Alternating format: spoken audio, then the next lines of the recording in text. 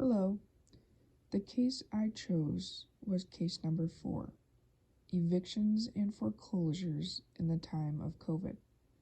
This case speaks about the fact that during COVID, many people were either let go from their jobs or jobs of the workplace were shut down. Either way, their form of income was no longer, leading the state and federal government to find the appropriate level of relief response to prevent additional crises hitting America in the form of mass homelessness. The last thing the government wanted was another recession. The central moral problems of this case come from the social contract theory. That usually concerns the legitimacy of the authority of the state over the individual.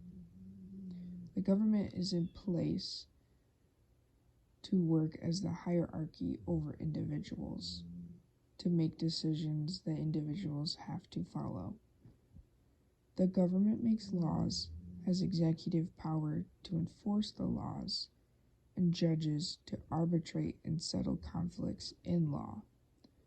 When it comes to the case, the social contract theory shows that the government has the power to choose if people that are struggling to have some sort of income during the pandemic will have a pass at this time to not pay for where they live or not.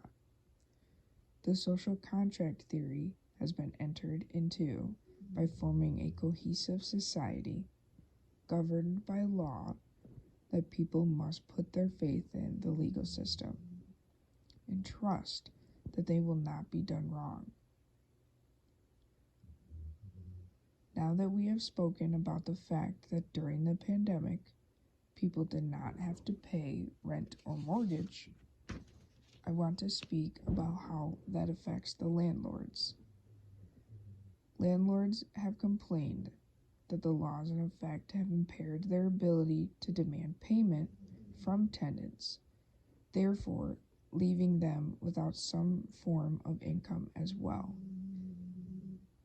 I don't know if necessarily the government thought about how they may be looking out for people living in their homes, but they aren't necessarily looking out for the people that run those and how that is their major form of income. This is their livelihood, while others may have lost their jobs.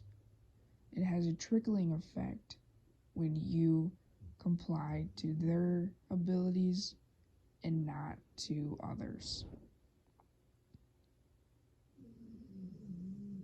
While tenants do not have to worry about losing their homes, landlords take all of that burden, leading me to wonder if the social contract theory only works in the benefit of certain kinds of citizens. I believe my theory offers a satisfactory response to the central moral problems because it clearly shows how the evictions and foreclosures case study is related to governmental control over individual people. The foreclosures and case study over evictions shows the government was trying to look out for certain people and how they may not have their income. They may not be able to pay for certain things, but then you have to think about the fact that everybody was given thousands of dollars, yet they were told they didn't have to use that money towards their mortgages or their rent, which is suspicious. I don't necessarily think moratorium on evictions during the COVID-19 pandemic is fair to landlords because they are at loss of their form of income and their way of living, while others get to keep living without a worry that they will lose their home.